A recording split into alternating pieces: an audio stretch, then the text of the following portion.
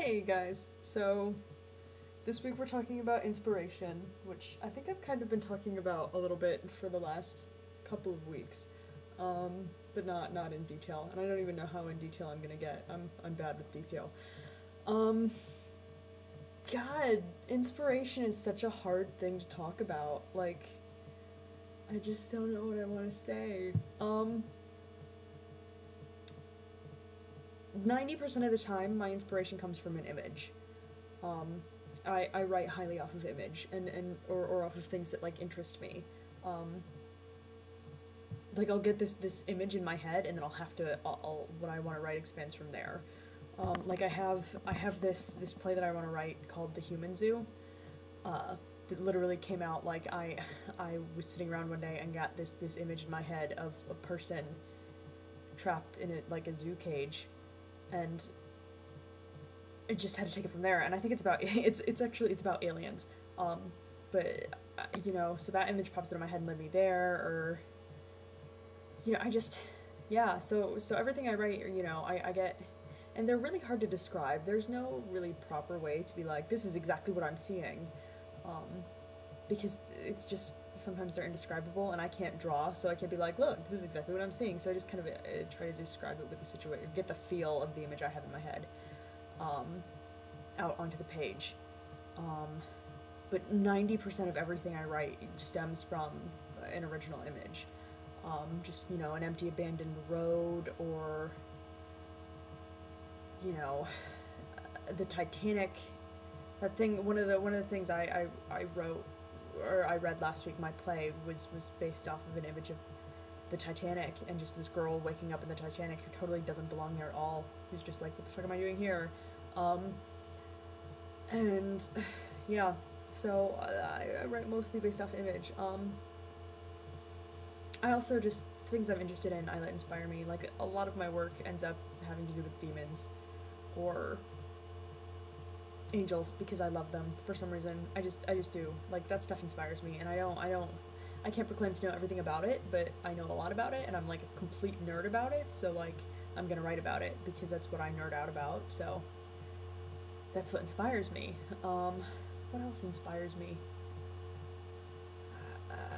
Music. A lot of my writing, I can't write unless I'm playing music. I just can't. And whatever I'm writing needs a everything that I write gets a playlist, and everything gets a different playlist because not all music works for everything that you're writing. Like you can't exactly listen to like the Spice Girls when you're writing something deep and angsty. You know what I mean? So like like an angsty story needs an angsty playlist. So I have a specific angst playlist I do, but every story that I write, I put the title of the story in my playlist thing, and then I pick music based off of the feel of whatever I'm writing. Like I wrote a play about Eden last year, and half the music was stuff from oh god, like Disney's The Prince of Egypt, because a lot of that, had a very religious but very like epic sort of tone. So most of the music comes from tone rather than like words. Like if it's got an angstier tone, then it goes in the angst list, or it's really just whatever the feel of the piece also generally matches the feel of music. So there's a lot of music. I always use music. I have to use music. Music I think is sort of my muse, and I sometimes I can't even like write a story until I get the playlist right. Like I just need to find what I need to listen to, and once I know what I need to listen to, then I can write from there. Or oh god, there's just so much. I my teacher for playwriting had us write out 5 worldviews, um, which are statements that all start with "I believe that," um, and like one of my statements was I believe that we are in control of our own destiny. Um, and you kind of let those worldviews, inform what you're writing. Like you ask questions about those worldviews, like, are we really in control of our own destiny? Well, what if we're not in control of our own destiny? Like, what do we do? And you write from there. And, everybody writes a different way, but sometimes just, writing out that worldview and then questioning it can help you a lot, I think. It helped me a lot. Um, like that particular thing led me to write, I wrote a 10-page play that I turned into Jen that I've now got to expand this weekend at some point. Um, uh, it's basically two men in a room, and one is completely controlling the situation and completely controls this other guy's life just because he can. Like he's a higher power, and so the other guy in the room, Jason, has no control over his destiny. So like, what do you do if you suddenly find out you have no control over your destiny?